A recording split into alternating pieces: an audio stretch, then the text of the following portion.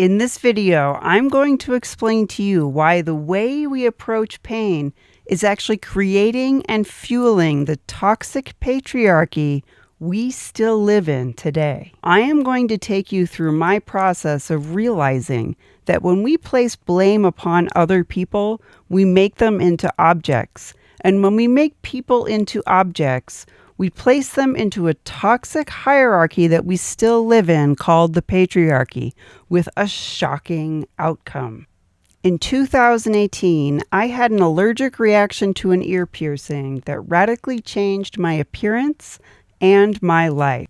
I had a profound spiritual awakening that showed me that pain is not what we think it is. And if we can change our relationship to pain, we can change the patriarchy itself. In a moment of great pain, I watched as each layer of consciousness vanished before my eyes.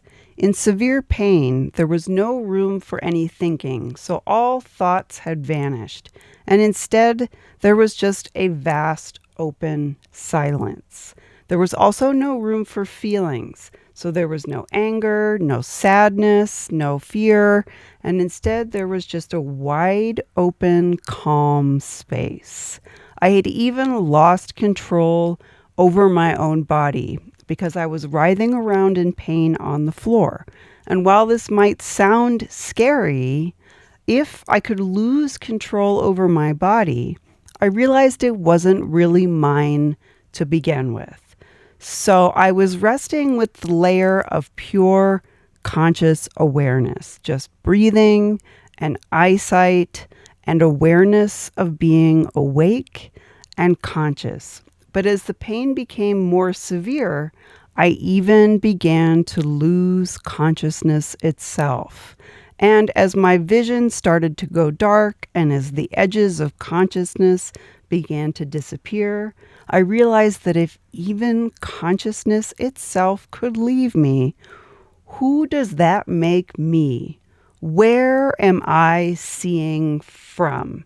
Now, the answer to this question is not easily put into words because you yourself, where you always are looking from, is not an object. It is not something you can see, like any of the other layers that I saw vanish before me. If those layers could come and go in front of me, where and who did that make me?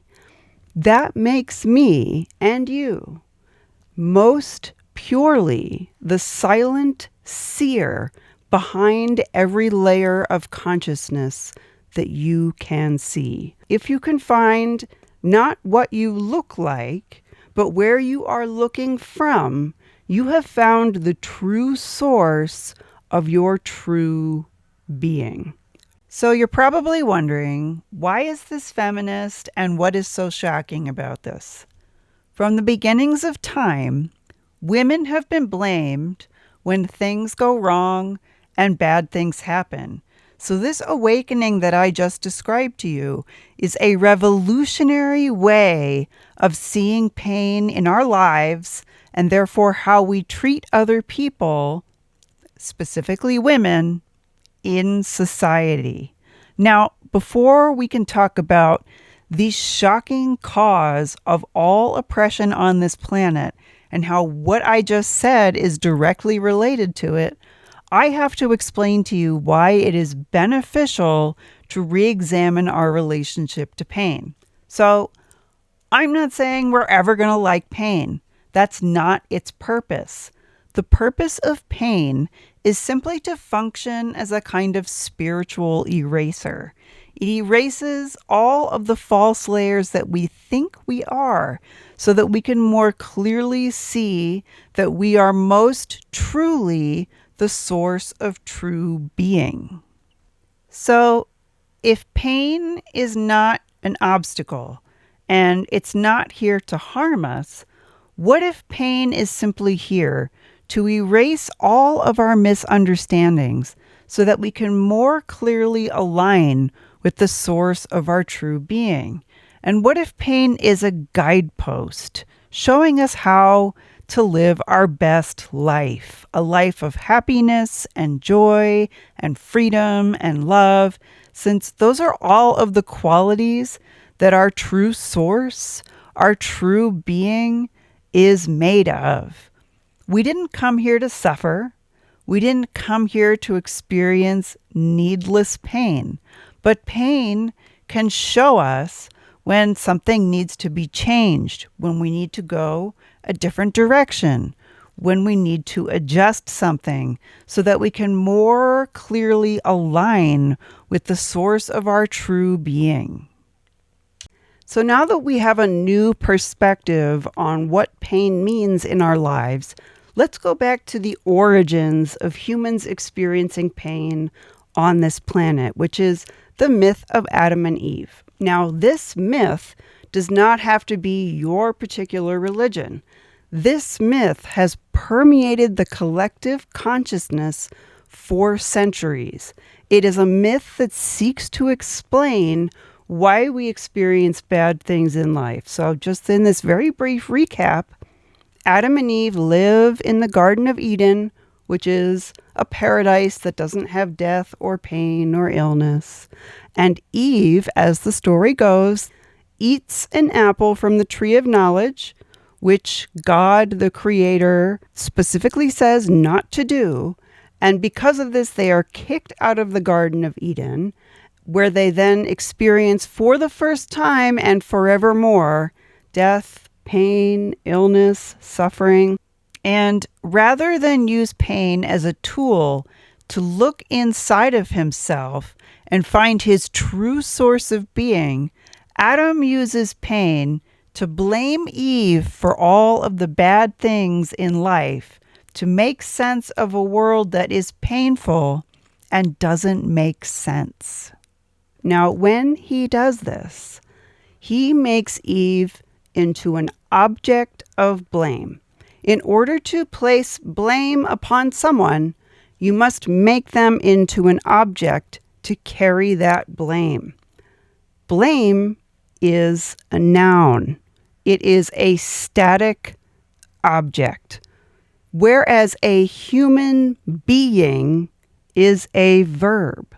And it is a verb because we are most truly the source of being itself, which is always in motion, always beyond and behind all objects. Had Adam understood this, he would have used pain as a tool to look inside of himself to find the source of his true being. And he would have seen that inside of Eve was that same source of true being, making them not only equals, but actually the same at their core.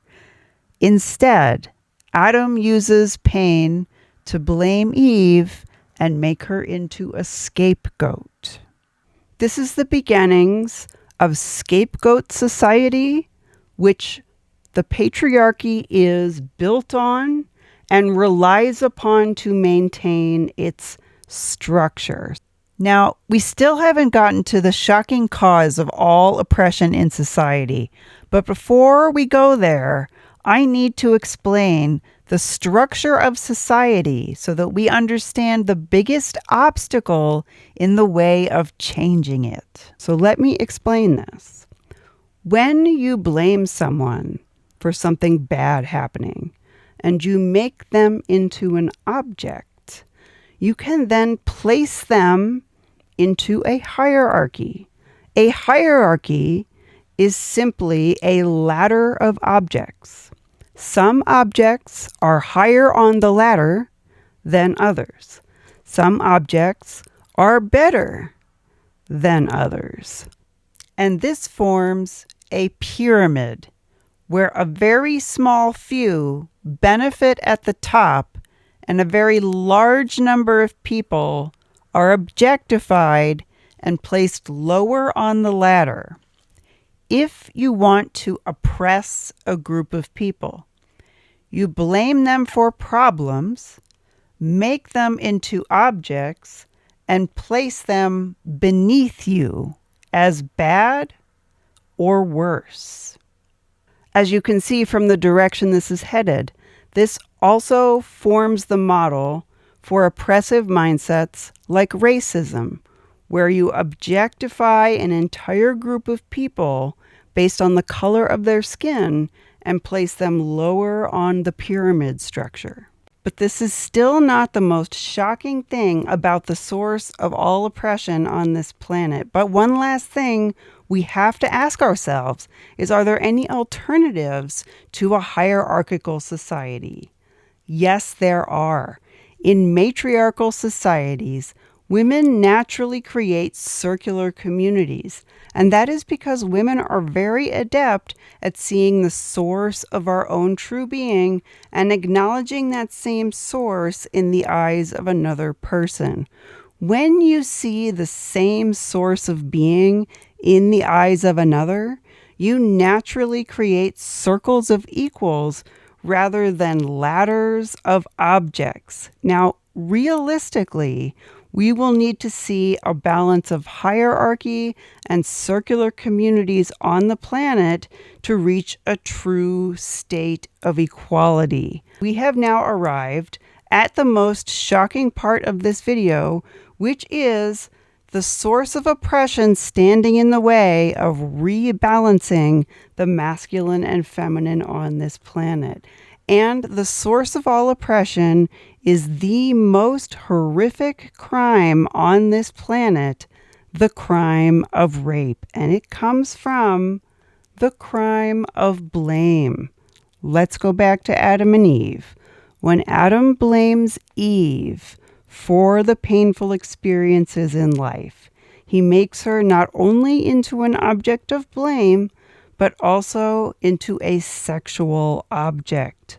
Because Adam is attracted to Eve, he has created both an object of desire and an object of blame. And this is an explosive combination. When you objectify someone, you make it exponentially easier to dehumanize them. And a dehumanized woman is an object of sexual violence and an object of rape. What we didn't realize is that the myth of Adam and Eve and the mindset of blame in a scapegoat society is, in fact, a myth and a mindset of rape. In order to overcome this most oppressive barrier to all women on this planet, a source of all fear and a source of all oppression of power, we must overcome this crime by overcoming blame. And to do that, we have to go back and overcome our relationship to pain itself. In summary, Adam now has the tools to understand that when pain appears in his life, it is simply an eraser, erasing all the false layers that he thinks he is so that he can more clearly see the source of his true being. And when he does that, he also can acknowledge that that same source of being exists equally in the eyes of his female counterpart, Eve. This stops a toxic chain reaction where Adam used to use pain to blame Eve as a scapegoat and make her into an object of that blame. And when he made her into an object of blame, he also made her into an object of sexual violence and rape. When you objectify people, you dehumanize them, and you can place them into hierarchies and ladders of objects, where some objects are better or worse than others. And when this is applied to people, it creates a toxic patriarchy. But we are now moving towards a rebalancing of masculine and feminine energies on this planet, where we will see people treat each other as equal beings and naturally create matriarchal circular communities where we can work towards a just, equal global society. So not surprisingly, the toxic patriarchy is not so fond of messages like these. But if you are excited by the potential possibilities of transforming the way we as society respond to pain itself, and you want to see messages like these reach a wider audience, I need your help. I have realized that YouTube's algorithm is a patriarchy itself.